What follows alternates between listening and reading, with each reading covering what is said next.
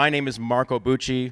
I have a YouTube channel. Maybe you've seen it. And yes, that is the Canadian spelling of color. I'm from Toronto, Canada. So you got to deal with that. All right. How we talk about color. That's the color wheel. We all know this. I need to get everyone on the same page. I'm sure we all are, but let's just quickly go through these first few slides. The hue is the color name. Red, orange, yellow, hue. I think we all know that. Saturation is how much chroma that color gets. How in this color wheel, it's the further out you are from the middle, the more saturated the color is. The more orange looks like orange.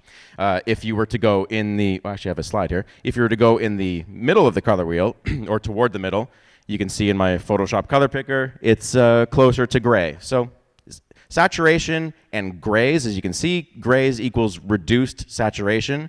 When I say gray, which I'm going to say a lot in the next hour, gray does not refer to a color. It refers to simply reducing the saturation of any color. So you are graying something off. Okay, so grays is the opposite of saturation. Now this can be a bit tricky. We all know what value is, I think. Value is the light or dark of the color in question, or if you're working in grayscale, it's just the light or dark of your tone that you're using. That's value.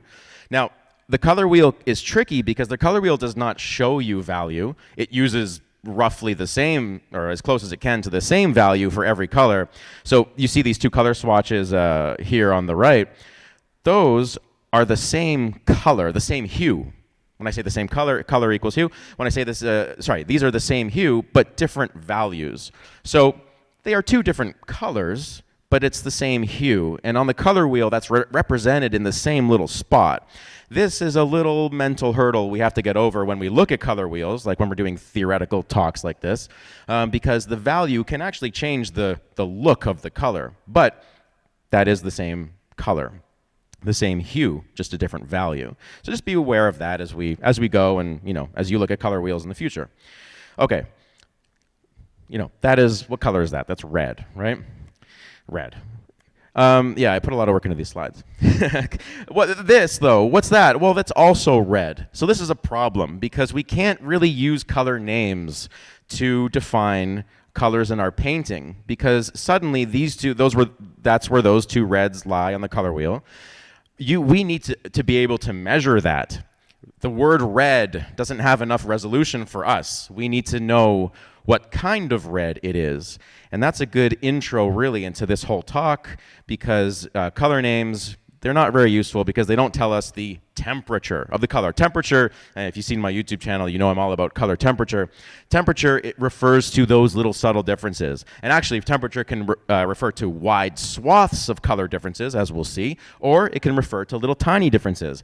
And little tiny differences in color is what makes your color interesting to the viewer, as we'll see as we go on. So, a really good exercise for those who are new to, if you are new to the concept of color temperature, just do this little chart here. Pick some colors, red, yellow, green, blue, and kind of pick their most middle saturation. Like, if you go to red, you can go like a little to the orange, a little to the violet. Pick like a middle red or a middle yellow, a middle green. You get the idea.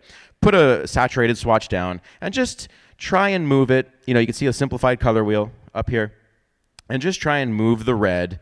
When it goes cooler, we want to go toward the blues. I remember being in early grade school when my art teacher was like maybe 6th grade-ish.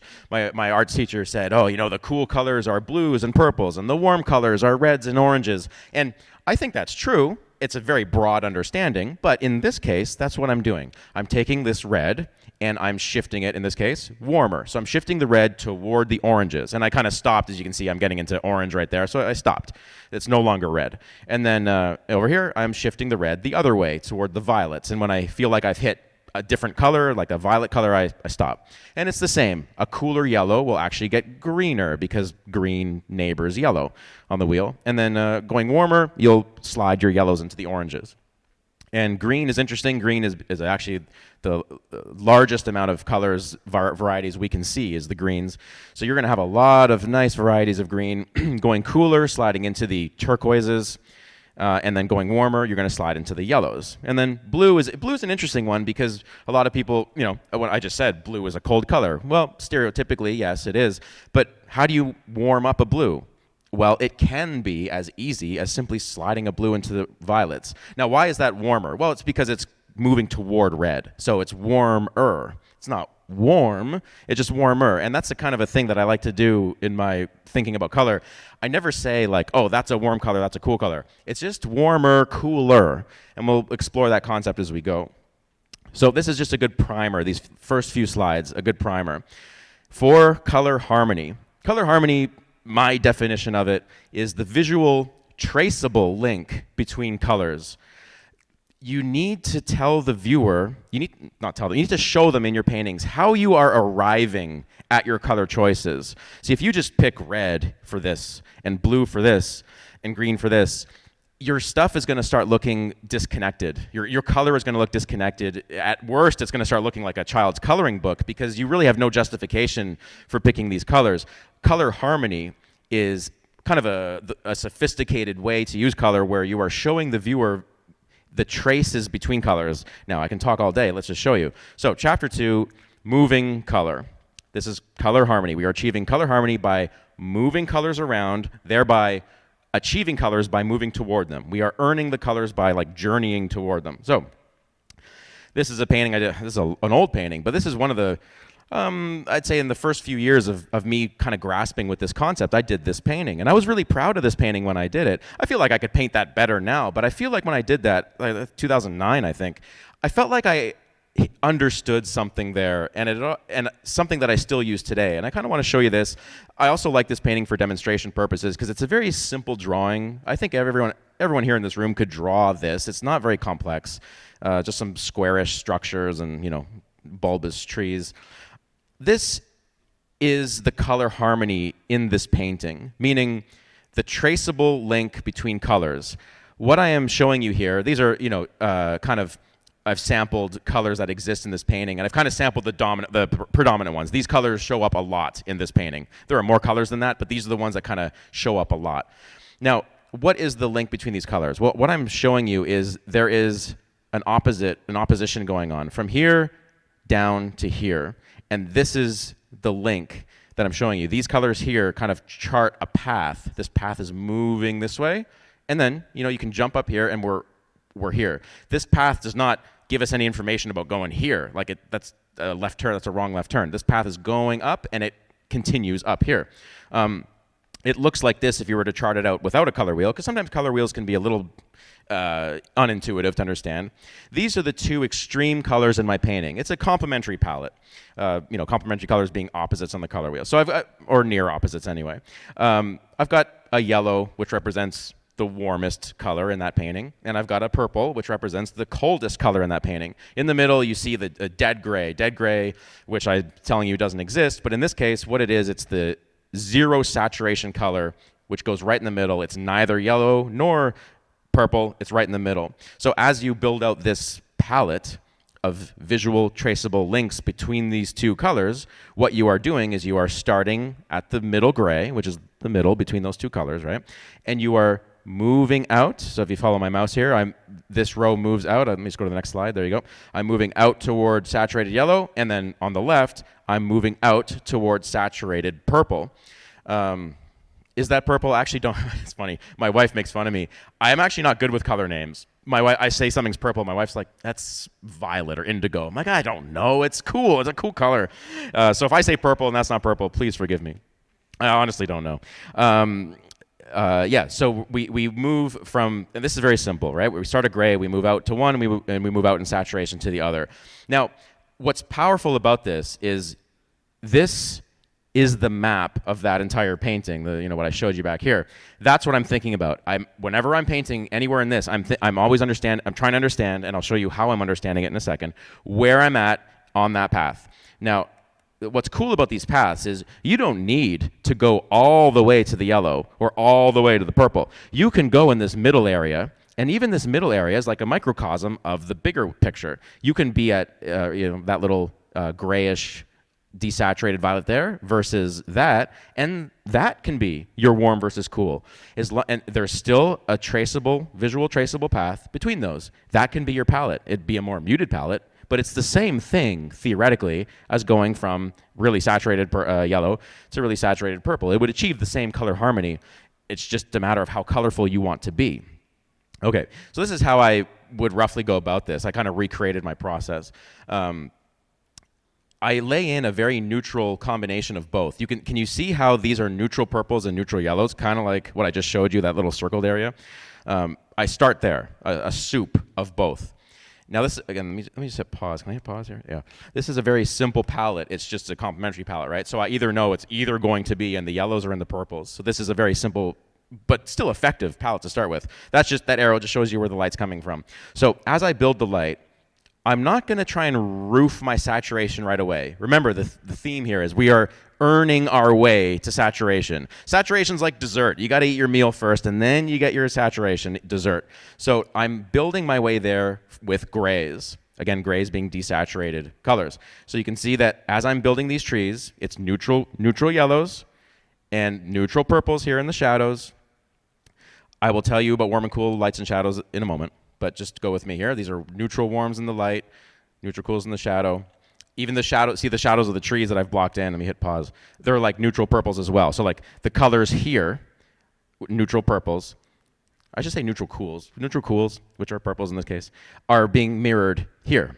Okay, so I'm trying to make sure that, and actually vice versa, these neutral yellows still show up when I first laid in that initial wash of color. These neutral yellows still show up in the shadow areas in very, again, neutral versions. The nice thing about gray is it is so close to every color because every color has gray in common, right? So when you're in grays, you can mix things with impunity. You can do it. It'll just work because gray is so, the grayed versions of colors are so close together. So the beginning of a painting is a great way to use a lot of grays and get a lot of color in your work in desaturated versions, and then you build from it. Okay. Now I'm building out the form of the painting, rendering form. This talk is not about rendering form, but I'm building out the form of the painting. Color-wise, though, I know that I'm starting to build. You can see my Photoshop color picker there. I'm starting to move out. You see where that saturation is now? What's that, like 30% or 25%? Whatever that is. But it started at like 5%. Now I'm moving out, building into saturation. I'm earning my way to saturation, or I'm trying to visually trace my way towards saturation. And in a broad overview, you can kind of think of this as like getting more saturated as you go. Now it's not like I start gray and then every color choice is incrementally more saturated till the end. It's not quite that. Sometimes you like back it off toward gray and then go up more saturated. It's a, always a push and pull. But as a broad overview, I'm able to earn my way to saturation, which gives the audience the viewer, that visual trace between, in this case, two colors. We're going to look at more complex palettes that use more than two colors in a moment. So here I'm just speeding through the process. There's that, let me stop there. Well, there's that grayish, purplish color. Before that I was, over here. I'm always going back and forth. Again, the interest in, the thing that makes color interesting is when you are not static with it, when it's moving around. And hopefully this talk, and even hopefully already in this talk, you're seeing a little bit about how you can think about moving color, the reasons to do it, the structure behind it. Oh, there's another video here. Let's just continue that. Let's just make sure, let's just get to the point where I'm doing some color stuff. This video is only like a minute long. Okay, let me just stop there. Do you see what just happened? See that little purple that just, can you see it on the screen? Yeah, I think it's there. It's just getting a bit more saturated, right? And it's almost like, again, it's like dessert. The saturation laid on top of grays feels like edible to me. Honestly, I feel like it's that's the sensation it instills in my brain, that it's edible. It feels like candy almost, and that's why I think of saturation like dessert. You can build saturation, or I should say saturation just is so good. It looks so yummy, say, when it's built on top of grays. Whereas if you start saturated and then build your grays into saturation, for me, that doesn't work. I'm not saying you can't do it. You could for sure do it, but if you think of it like a meal, eating your meal, then eating the dessert, that progression is more logical. So I always, I'm going to say the word always right now, I always start neutral and build out. I'm not saying you have to, but I do recommend that for that reason. It just seems to be more structurally sound. And here I'm building more saturation into my yellows, right? And at this point, I could get in, I think I do this here, I can get in with like a overlay airbrush, let's say, and like dump in some saturation because I feel like I've earned my way there at this point. The other thing I'm doing, and I'm going to let this video finish just so we see it. There's some more saturated purples in the shadows there. Here's some nice yellows, very warm sunlight. Look at that, very saturated yellows coming in now for the sunlight. Again, I've earned my way to saturation. I feel like the viewer is able now to visually trace the path I took. And this is not something they're going to be consciously aware of, right? It's just going to be something that registers in their brain, because we're so used to seeing color every day, right? Where it'll register in their brain as this is how, and this is how nature works too. If you study a photograph, you're going to see, if you have very saturated sunlight colors, you're probably going to see various desaturated versions of those colors too. That interplay, so let me stop right there. That interplay is very much in tune with how nature works, and we're going to look at nature, photos in a second to study nature a bit more. The other thing that I want to show you is your distribution of saturation and grays does not have to be equal. As you can see here, I am playing with much more variety in my shadows, which are the cools, which are the purples, right? Much more action, let's say. Is much more depth, the breadth of color choices is happening in the shadows than the lights. And that's okay. In fact, I recommend that. You don't have to be equal with both. The viewer is able to make a jump. As long as you are kind of showing them the breadcrumbs of a path, you don't have to have colors that are pure gray to complete this path. You can make a jump. That's okay. And you'll have to experiment with that. How far of a jump you can make, that's where art comes in. There's no rules for that. But you do need a visual traceable path, and the viewer will understand. The viewer will appreciate what you're doing. It'll be appealing to them. They won't, when I say understand it, they won't understand it like that you've taught them a lesson or anything. They will recognize it as being lifelike somehow. Even though this is almost like a cartoonish painting, there is a believable link to nature, I think, through these colors. Even though it's a kind of a caricatured look, I have given the viewer a traceable link between colors. So, nature's color. This is a terrible photograph I took I was in Italy. This is a while ago again. But what I like about this photo is, on a color study level, is that the light is being sliced right down the middle. There's the cliff is casting this big shadow right down the middle of the picture, and you can very clearly see, this is light and this is shadow. And what I like to do, and I taught, if you've ever taken a class with me, I'm sure some of you out there have been former students of mine. You've probably seen me do this in the lesson, probably with this photograph. I like to take the light area, which again is very clear in this picture, what's in light, because it's sliced down the middle. And I like to just sample it, sample the trees in light, sample the rocks in light. Doesn't matter that this photo is a bit overexposed, it doesn't matter. But sample every little thing you can that's in light, and just throw it in a big connected swatch of soup of color at the bottom. That is in the light category. And then do the opposite for shadow. And kind of instantly, when you remove the literal picture from the equation, I'm just looking at the bottom here, so just ignore the picture for a second, folks, and just look at the bottom. The thing I notice is that there's way more color variety in the shadow, whereas, and vice versa, in the light, it's way more restricted. I like to think of light as being like a schoolyard bully, which is not the most pleasant image, I know, but the light, in this case the sun, the light source, the sun, these light bulbs that are on in this room, whatever the main light source is so powerful compared to the ambient light that it bullies what it hits to be like it. So whatever color the sun happens to be at this time of day, the sun changes color during the day. This is like a noon, just afternoon light. The sun is going to be kind of a neutral-ish, warmish color, like a very dullish yellow, right? Anyway, what that's going to do is it's going to bully, the sun is being a very strong light source, it's going to bully everything it hits to kind of be like it. It's going to force everything to be in that yellowish family. Even the greens, if you look at the greens in light, those are yellowish greens. In fact, I've got a little color wheel here. I'll just show you. The greens are all in this range. I would say the sun color is somewhere in this yellow strip. It doesn't matter how gray it is. As long as the sun is in this yellowish strip, it's going to bully everything to be in these hues. I wouldn't venture too far out of this little circle I'm drawing here for sunlight. And the same is true, the opposite is true for shadow. Now, what is shadow? Obviously, it's darker in value, but in a color sense, what is shadow? Shadow is the absence of this bully. The sunlight is not hitting the shadows. That's why it's shadow. But on a color level, that means that the sunlight is not able to impart its color to the shadows, at least not directly. For the sun to get in the shadows, it has to bounce. Well, now we have bounce light, and bounce light is it's not a bully anymore. It's much weaker. It has to play nicer with other things. For example, what's another form of so bounce light is also called ambient light being indirect light. What's another form of ambient light? Well, how about light from the sky? Obviously, there's a blue sky beyond the frame, which we can't see, but there's a blue sky up there, which there often is on a sunny day, barring a few clouds maybe, but you have a blue sky up there, just shining light, just dumping blue light into the scene. Okay, so that's blue light coming into the scene. The sunlight being kind of by comparison, a much warmer light, coming into the scene, and say the sun might bounce off this green tree and find its way into shadow. The sun might bounce off this red roof and find its way into shadow. The skylight and the sunlight, the skylight and the bounced sunlight might hit the same thing, mixing their colors. So that's why in shadow, as a basic rule, as a principle at least, you have a lot more color in shadow. That's just how nature works, because nature in shadow has a lot of ambient light, which can come from different sources, as I've just talked about. Whereas in light,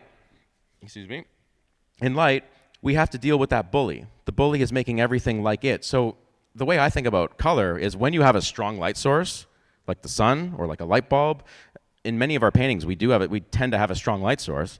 Not always, but often. The light is a much less adventurous, colorful part of your painting. The color in those areas is much less adventurous. You can be far more adventurous in the shadow, and that comparison is interesting. Less adventurous in the light, more adventurous, more color in the shadow. This is a little funny little thing I like to do. Obviously, this is a terrible drawing that I did, but watch this. Okay, so we have a blue sky being a source of ambient light, and we have a yellow sun being a source of direct light. Now we have local color. I've painted the trees with local color. And there's I'm just showing you my green there. I'm showing you two different types of green. I am going to use that one, the yellower green. You see the hue shifting toward yellow when I go back and forth? One goes up toward blue, one goes toward yellow. That's my warm versus cool green that I related to the slide I showed you way at the beginning, where you're changing from warm to cool. So when I have a green, that's this local color green, which is in this tree here, it's like a middle green. Well, what color am I going to choose when the sun hits it? Well, I'm going to choose that color, not that color, that one, because the bully is influencing that green to be more like it's yellow. And you put the color where it hits. Think about a shower head. You're standing here, if there's a shower head hitting my face, well, that's the light. It's not hitting the back of my head. The light has to come in straight lines. Like a shower head hitting you, the showers, I'm not going to get wet at the back of my head. Okay, so the light hits things that face it. So anything that faces the light is going to get that bully effect in its color. You're going to make it more yellow in this case, because I'm saying it's a yellow sun. In the shadow, which I've laid in here, that color is a cooler green because it has gone the other way. I've pushed it up toward blue. Whenever I showed you here, this was my light color for the green, and that was my cooler one. You don't have to push your green all the way to the blue, and this is where the whole thing about blues are cold colors and purples are cold colors. Yes, but you don't have to literally have blue to have a cold color. Remember, cooler, warmer. This is warmer, and this is cooler. This in the middle, by the way, is called halftone. Halftone is something, it's a tricky value. You've probably seen it on my YouTube channel if you checked out those videos. Halftone is something in the light, but it's turning away from the light. So in color's case, you still want your halftones to be warmer than the shadows, because we have a warm light we're dealing with. And the same is true here for the tree trunk. You can see I've separated my light and shadow.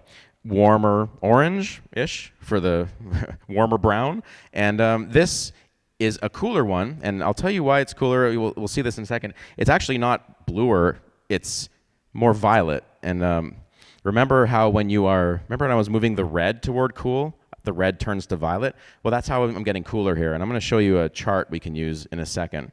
And then from here, the only difference between this slide and this slide is I've added the reflected light from the ambient light from the sky into the shadows. And that, because the skylight is blue, and I'm already in my cooler greens, it's so easy to slide your color even further toward the blue. And I've exaggerated the color here, which I do in my paintings all the time. I'm actually ending up at some legitimate blue hues in there. And it's motivated, though, because that's a cooler part of my painting. I could not put those blues in the warmth because that would violate the bully principle. Here's a more sophisticated painting by Scott Christensen. And I just want you to let's use our eyes and just look at it. Obviously, there's a kind of a raking, kind of late afternoon sun coming in like this way, right?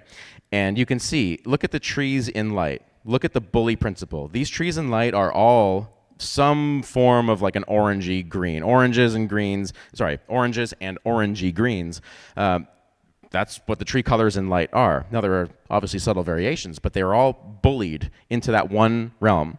But look, by comparison, at the shadows, where I'm outlining here with my mouse. These are more violet reds. Remember, you don't have to go blue to go cool. You can go down through the reds and down into the violets that way. And again, I'm going to show you some color charts in a second. And that's how he's achieving differences between warm and cool here. I love this little patch of grass right at the foreground. Here's where the sun is hitting. Look at it, it's bullied to like that color, even though it's grass, is the same color as like that, which is tree. Doesn't matter. The light doesn't care about what object it's hitting. It's going to bully it just the same. So that's your orangey, late afternoon sunlight bullied color. And then look at the grass and shadow. It's much cooler. That green is just like my little childish tree that I just showed you. That green is being pushed toward blue.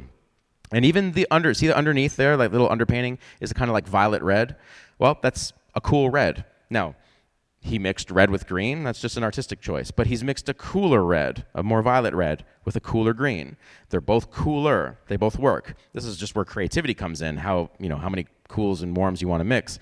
Yeah, okay, I don't need this slide because I think I've already explained where the colors are. I might come back to it later. In this one, let me just quickly show this again. Scott Christensen. If you've never seen his work, he's just an incredible landscape artist, plein air painter primarily.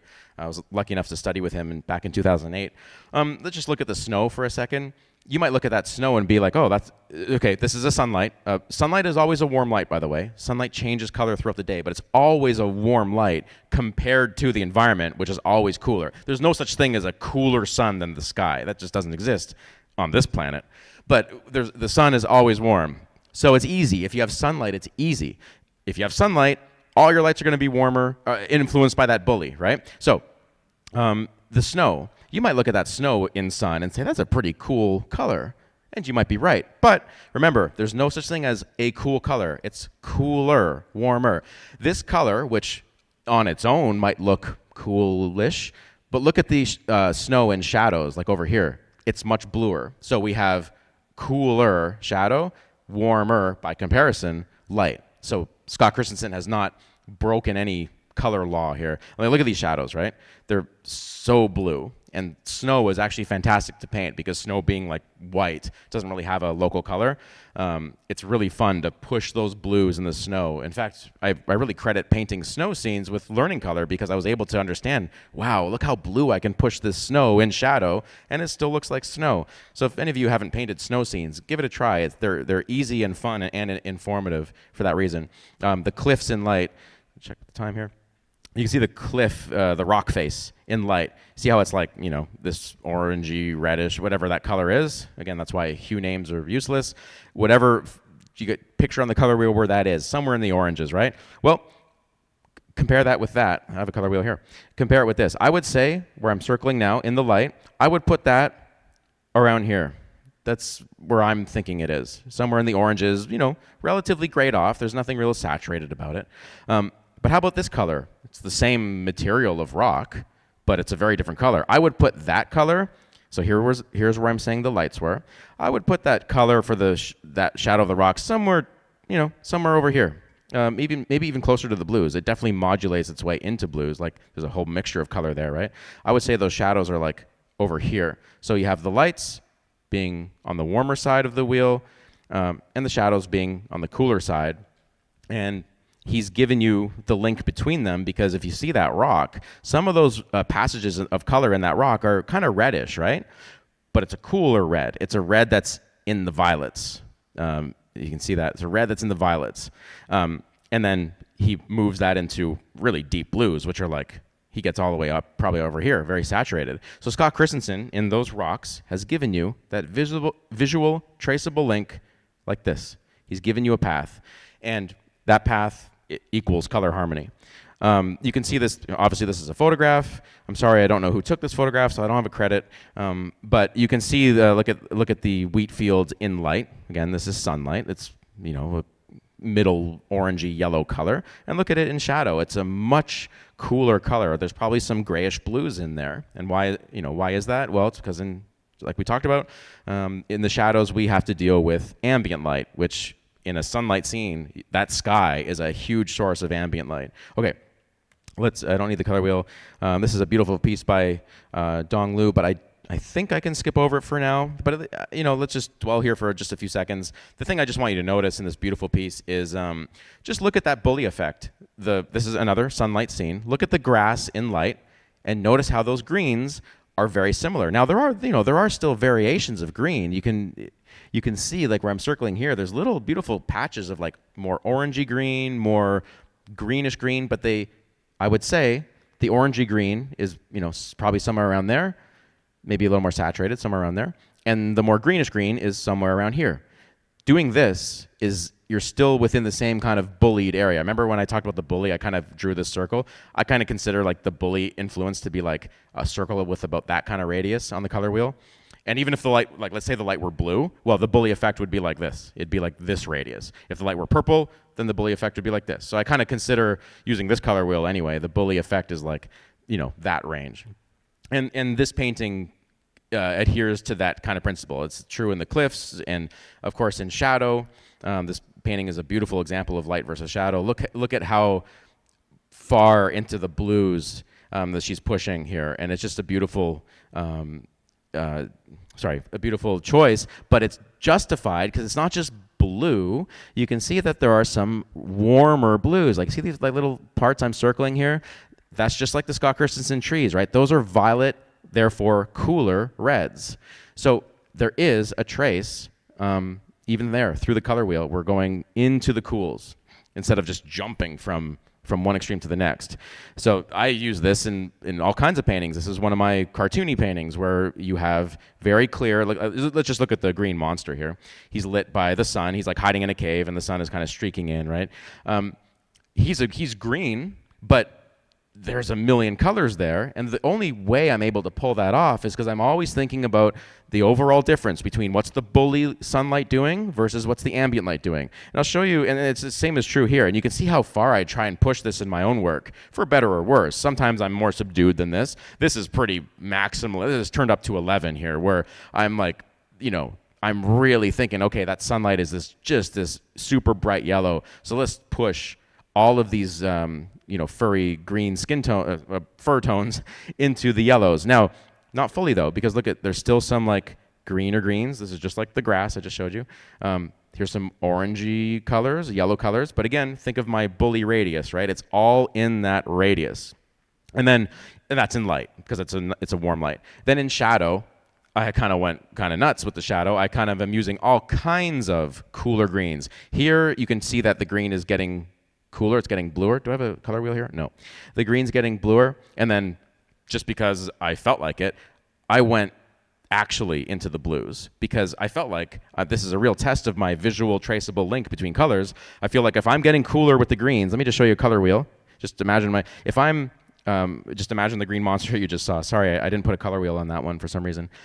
Here were my light furry tones. Well, in shadow, I'm going to go away from the bully influence, so I'm going to go in here. And if I'm going here, why not go here? Like, let's just keep walking. Let's just keep going. How far can I go? I don't know. Let's find out. And I feel like it works. Now, whether or not you like it, that's up to you. I think it's an interesting experiment, and I think it's fun to look at. That's just me, though. But that's what I'm doing. I'm going to skip this because I have actually a whole YouTube video that analyzes that painting in particular. But again, let me just stay here for 20 seconds. We have really warm reds and oranges in the light and the extreme sunlight.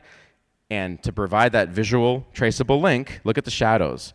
We use those same reds and oranges just in lesser saturated versions, just like that first painting I showed you with the temple. It's the same palette. It's the same idea. He's using grayer versions of those saturated colors and ramping them into blues.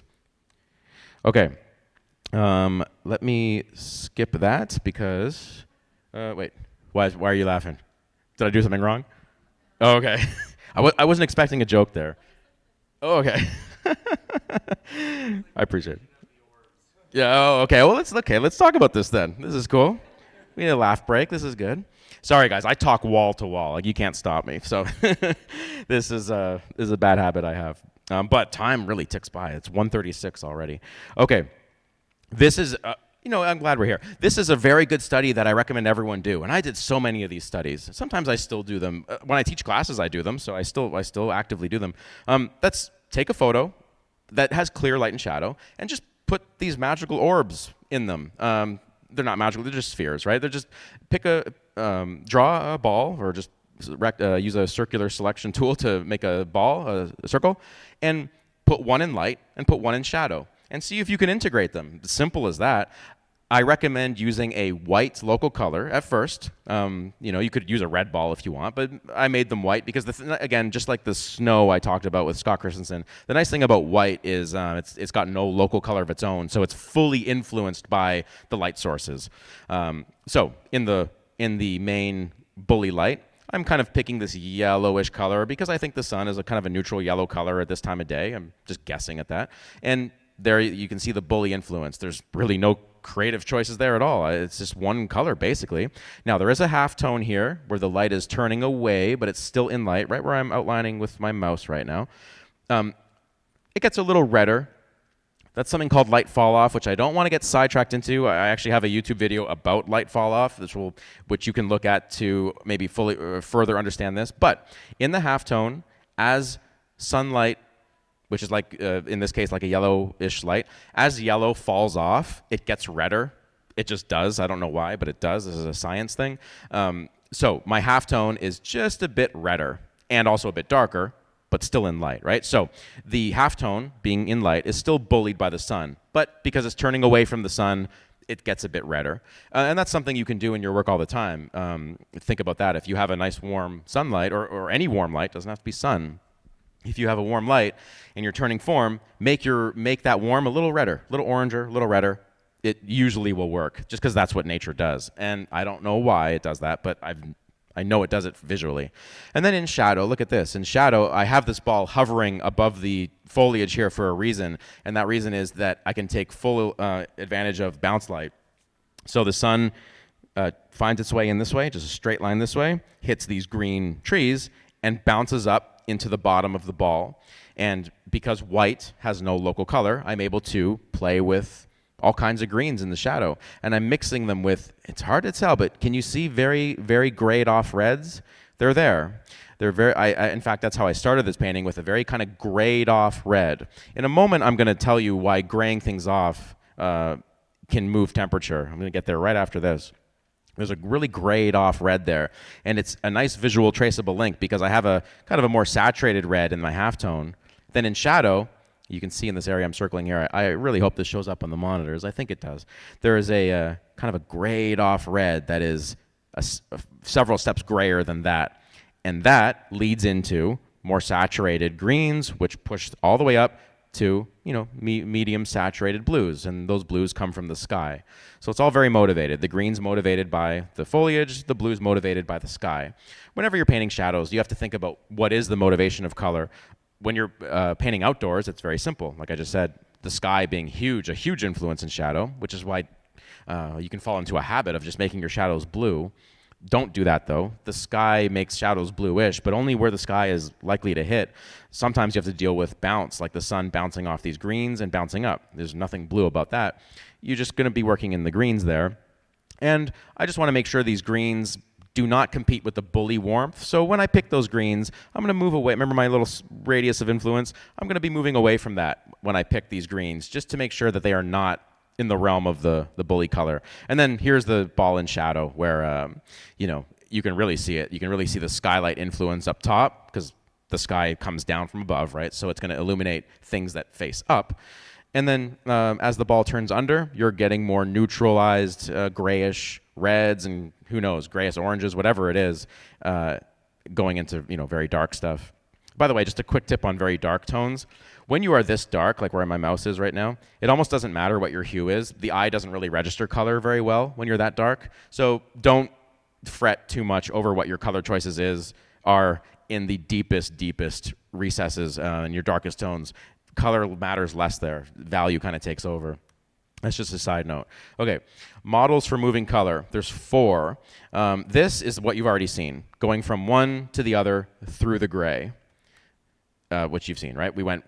Initially we went from yellow to purple, which is like kind of a near complement, and then in this case I'm going from yellow to blue. It doesn't matter which colors you're moving from. You're just going straight through the gray. That's your visual traceable link. This one goes around the hue wheel. So this one, we start at yellow, somewhere in there, and we go around like this. That's another way to do it. Now, it's kind of as you can see, as in the chart, it's kind of a candy-coated, it's got like a candy cane look to it. So you got to be very careful when you're using this one. But that's another way to go from warm to cool, simply by going around the color wheel on the outside, in a very saturated way. Or, maybe starting here and going around this way, keeping the level of saturation the same. That's another way to do it. This way is the same thing as chart 1, except we go the other way. So I'm sorry. I messed that up. Back here, sorry guys. Back here, I went this way. Sorry, we're going this way on chart 1. And here we are going this way. Sorry about that. But it's the same thing, right? You are picking a direction and going and leaving the saturation the same. So effectively, chart 1 and 2 are the same. Chart 3 goes through the grays, as we already talked about. Now, chart 4 is interesting. This one's more complex. It combines charts 1 or 2 and chart 3. This one, we go through hues, but we get grayer to the middle, and then we branch out saturation at the end. So this one looks like this. Let's see if I get the direction right this time. We start at the yellows, somewhere in here, wherever. And as we go to the blues, we're going like this. It goes through the grays, but kind of skirts around, still hitting some of these hues, and comes out this way. So instead of actually going straight shot through the grays, it's almost like the gray, in one of my videos I talked about it like a gravity well. It's like it pulls it in, but not all the way in, and it like orbits around and comes out. So it's kind of this like thing like that. And chart number 4, which is what this is really what I make the most use of in my paintings, because I think it's what nature does the most, and we'll see examples of that. I've already showed you earlier that you can break these charts down, you can like zoom into the middle of these charts, and it still is the same thing. It's just a microcosm of the bigger picture, right? That to that is still a very valid warm to cool move, just like that to that, still a very valid warm to cool move. You do not need to go to extreme saturation. It just depends on your aesthetics. This one kind of gets us into thinking about this idea that the colors we see in a painting have way less to do with the color that it is. It has way more to do with the visual traceable link, where we are in this path. So for example, this painting I would say I think this painting uses chart number 3, except instead of yellow being the default warmth, it's like this reddish orange color, this reddish color. That's where we're starting at the warmest, and we are ending up here at the coolest. It's not a full saturated blue, but it's a 25% saturated blue, whatever it is. And this is Sargent, by the way, a beautiful watercolor by John Singer Sargent, one of my all-time favorites, as I'm sure every painter will say he is. That's what we're doing here. We're basically moving through the grays, going from this reddish orange all the way, into this blue. Now there is a bit of hue play here, and I'll talk about that in a second. But what I really want to show you here is, I just kind of gave it away with that slide. But if you look at like this color up here, and I asked you like, what color is that? If someone asked me that, I would say, oh, that's blue. But like, it's that. I sampled that, and that's the color it is, and that's not blue. That's this very grayish violet thing. Like I don't even know what to call that, but like I would call this blue if I had to pick a word, and I would not call that blue. What this is showing you is the colors you think you see in a painting are way less to do with the color that it is, and way more to do with the path the color is on. This color Thank you. 10 minutes. Oh, wow. Oh, 15. Perfect. Thank you.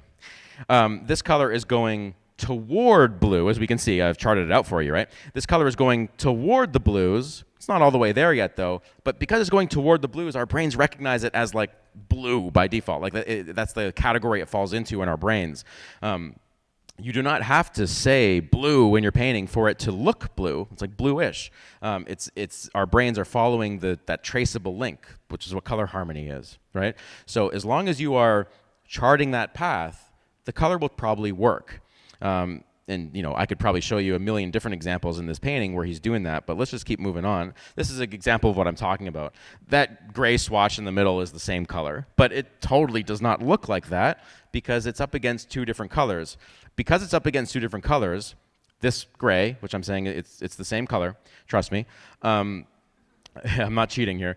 That gray is in context, moving in two different directions. In this context, that gray is moving away from the blues, so it looks orangish because that's the direction it's moving. Our brain like projects that direction and say, oh, that's like, I'm gonna call that orange, or it's warmer, right? But this gray is moving away from the yellow, so it looks bluer. It looks cooler, whatever term you want there. It looks more violet-y, more bluish. It looks cooler, whereas this gray looks warmer. And it's because, again, we read color based on the path it's on, not what color it is. And that's why these visual traceable links, these paths, that's what makes someone a good colorist in their paintings. Okay. This is a good way of starting a painting. I'm just going to quickly go through this. Just kind of recreate kind of how I started this. Thinking about the bully thing first, right? Skip ahead would be nice. Okay, here we go. I'm starting with, it's like my childish tree drawing, right? Starting with a middle green. Just kind of lay in some basic local colors here. And the first thing I want to do is get the light and shadow values in. So I'm going to grab a soft brush right now and just show myself, there's the light direction, right? And I'm just going to show myself where the shadows are. And I'm going to do this just with value. I'm not even caring about the color right now. I'm just going to say that's my shadow, leaving behind the light. And now I'm going to start thinking about the bully thing. I'm going to say, all right, let's think about where the light is. And I'm immediately knowing that the bully is going to bring those greens into yellows or yellowish greens. I'm mixing these yellows right into the greens. I'm using like smudge tools and stuff like that to do that, just like wet oil paints or something. And I'll just push pause right here. Let me go back for a second. Sorry. Yeah, I just want to show you that these are the colors I'm in. I'm bullying the colors to be in like the reds, the yellows, and like the edges of green here. So it's bullied in that circle of influence that I already talked about. And look at my halftones. You see there? Yeah, here where the form is turning. Remember earlier a minute ago I said the things get redder, the warm colors get redder as they turn? Well, there's me using that. The greens get warmer as they turn, and this is just something nature does. I'm sure there's a scientific explanation, I just don't happen to know it. Maybe one day I'll learn why, but it does. So there's the bully, and I've already set up my painting for success. The drawing is certainly not great yet. It's just a very basic drawing. Let me stop there. But I've set up my painting for success because I've got the bully light separated from the ambient light, the direct light source, sunlight, separated from the ambient light. And now I can think about that visual traceable link. I can start thinking about maybe putting some of the tones. Let's see what's going to happen. I can start thinking about these color charts. So here, what I'm showing you here is very simple. I'm using chart number 2 to say the monster in light, the green monster in light is going to go this way, and I'm using chart number 2. I'm using chart number 2 to say in warm, the warm light, it's going this way. And then in shadow, simply using chart number 2, which tracks through saturation on the outside of the wheel, I'm going here. So my greens in light are going to be here. My greens in shadow are going to be going this way. So I know which direction I'm going from light to shadow. But then, if I hit play, yeah, it's showing you that. And let's see what I'm doing here. Okay, yeah, we already said that. Keep going. Oh, God. Yeah, I've shown you 3 different times. I'm just showing you which chart it's on. Sorry, I should have sped this video up. Okay, here, in shadow, I want to get there because I want the blue of the sky to be influencing like the top of his belly. Like his belly is like this bulbous spherical form, right? The spheroid form. So I want to get there. Now, how am I going to do that? I've got my light, and I've got where I want to get to in my most saturated shadow. And I have that in mind first. Now, I don't always have it in mind first, but the more I paint, the more experience I get, and the more I'm able to have this kind of mental map first. Check the time. Okay, 10 minutes. I want to go through the gray, but I'm going to use chart number 4, kind of like that gravity well thing. Remember this? So I'm not going to go perfectly through the gray, because I just don't think, I don't know, for some reason I just don't want to. I want to use chart number 4, just because I think, based on my experience with study, that's what nature does. Nature will pretty rarely go perfectly through the gray. It's kind of like the gravity well thing is a bit more prominent in nature. So I want to do this path. But as we saw in the very first demo, you don't need to evenly disperse it. Like I don't need to do this. It doesn't need to be evenly dispersed like that. I can choose to favor like one side. And what I'm showing you here is you can combine paths.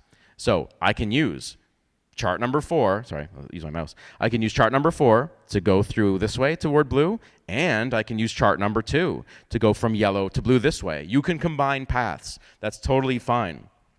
It's just as long as you kind of understand that you are doing that, and working that out is just it takes experience, but you can combine paths. You don't have to pick just one. And remember that what I was just saying before that is when you are doing this path number 4, you don't have to evenly pick colors, every inch of the color wheel. You can favor one side, maybe like think about leaving breadcrumbs. You're leaving a few breadcrumbs here, and then maybe you can jump over here to the blues. That's fine. The viewer's brain will trace the link still. And did I push play? Yeah. I think here I'm just showing you what I just said. Yeah, okay, we get it. So when I'm doing this, can you see how some of these colors are like grayish versions, right? In fact, by the way, I could even do this. I could even go this way. That's fine. You can go that way. In fact, I do go that way in some parts of this painting. Let's go here. You can see some of these grayish, like pinkish reds, right? Leading me into the blues. Or I can use grayish greens. You see some grayish greens in there. You can combine all kinds of color paths as long as you are giving the viewer that traceable link. How are you getting from warm to cool? Give them the breadcrumbs. Give the viewer the breadcrumbs. And then you can end up at any level of saturation you want. You can, I'm ending up at very saturated yellows here and medium saturated blues there. It doesn't matter where you end up as long as the path is clear. Here's some nice desaturated, cooler reds there. And by the way, I haven't said this yet. If you look at, say, chart number 3, for example, that goes through the grays, we start off at the saturated yellow. What I'm saying is, as you gray off a saturated yellow, it gets cooler. Oh, I did show you this with the 2 grays that were the same, right? A gray in that context looks cooler. Or, if your surrounding colors are blue, that gray in context looks warmer, which is why gray is not a color, it's just a place on the path. You have to know where that is on the path. Okay, I think I'm done with that slide. Can I go forward? Yeah. And, there's where I ended up. And now you might start noticing all these little just varieties. Like, look at that purple up against that blue, up against a grayish purple, up against, all these little color varieties. I want to talk about that now. If I can. Okay. There we go. Micro movements, or I call them color vibrations. Yellow, blue, red, right? Pretty basic, boring swatches. But what happens if you did this? I would say that's still yellow, blue. Like if I asked my 4-year-old daughter, what colors are those at the bottom? She would say yellow, blue, and red. But that's not blue. That's not blue. It doesn't matter. Overall, it's based on blue. There are vibrations from the blue. This bottom I'm suggesting to you guys is a much more sophisticated way of using local color. And this is something I see a lot with portfolio reviews. I see a lot of people using local colors, and they don't change the color. They kind of use this top model. Change the color, and here's some ways to do it. Here's a photograph of an apple. And I had a student submit this painting as a study. And it's fine. It works. Nice light and shadow, good form. It's fine. But I did a paint over, and I said, how about this? And I remember the student asking me, like, I like it, but I don't see those colors. And I'm like, oh, I don't see them either. But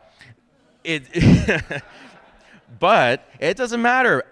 What I do see is the path that these colors are on, and I'm caricaturing the path. I'm expanding the path. And I want to show you some models of movement here. So here's the colors that are in my apple, And I kind of want to, and this, by the way, this blue is a little secret. I'll show you in a second. Here's a few models of vibrating color. Model number 1, and I don't have animations here. I should have animations. But model number 1, you pick a color, and you simply move using chart number 1, back and forth from like a warmer blue, which I would consider this to be a warmer blue because it's moving toward red. Warmer blue, cooler blue. Like just vibrate back and forth. Little micro vibrations, right, between hues. Model number 2, same thing, but move this way toward gray. So you're kind of moving like this. Model number 3 is both. You go from gray to saturation and hue. So it combines it. That's model number 3 of micro movements. And this is model number 4, my favorite one, which is where you start with like moving to gray and saturation, and again, micro movements, right? You're kind of doing this. But then you're like, okay, remember visual traceable links. I'm going this way. I'm laying some breadcrumbs and I'm going this way. Why not just go boom and go all the way? Just like, let's see if we can do it. Because I'm already doing this. Let's just jump there. It's like jumping off a cliff or something. And you can see what it does in this example, right? You can see where those colors are. Now, this is where you can get muddy paintings, so-called. I would still say, though, that this is blue. I would still say a child would call that blue, as a broad category. That's what I'm doing here. I'm saying, okay, I'm moving my red a little less saturated, a little more, and I call that blue. Was it more violet? Yeah, I don't know my colors. So I'm moving, a little less saturated, which is toward gray. Let's just cross the chasm and go to violet. Let's just try it. But you got to be careful where you do that. It can start looking really wonky really quick. But I like that. I think it looks good. Let's go back to the apple, like there. I think that looks interesting. It's certainly not in the photo, but hopefully you can see my justification for the visual traceable path, how I got there. This is one of my paintings you've seen.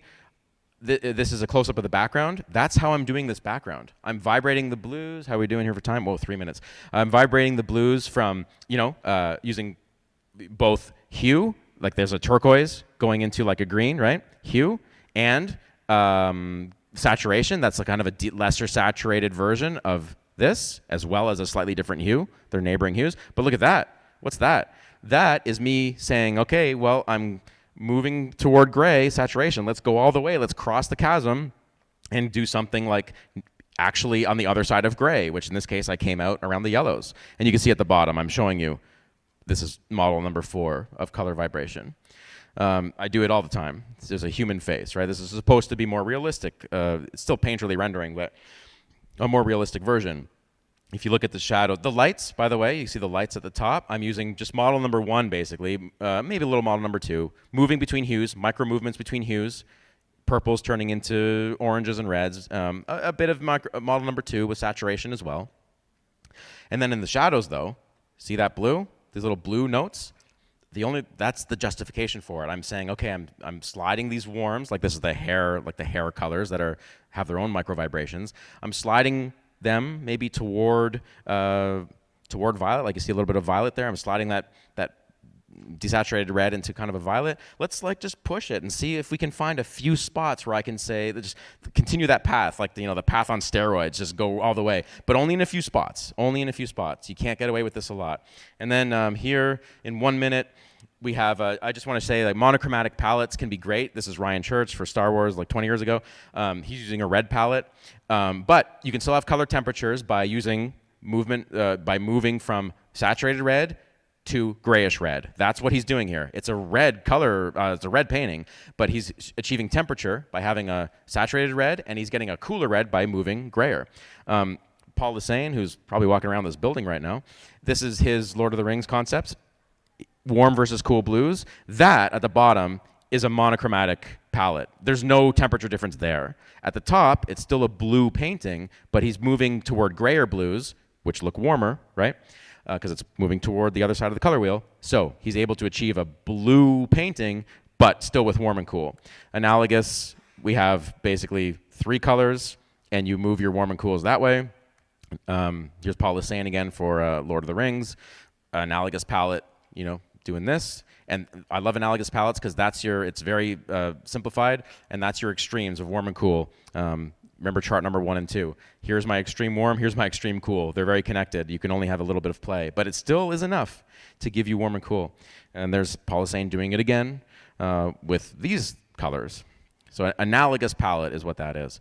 Complementary palette, we've already talked about that. That was my very first example. Here's Bill Cohn using a complementary palette for A Bug's Life. Again, old example, I know, but beautiful pastel painting. I'm almost done, guys, 30 seconds. Paul Hussein again, using, two colors, going from, this is like my first painting, the temple, right? Yellow to blue, yellow to whatever color that is.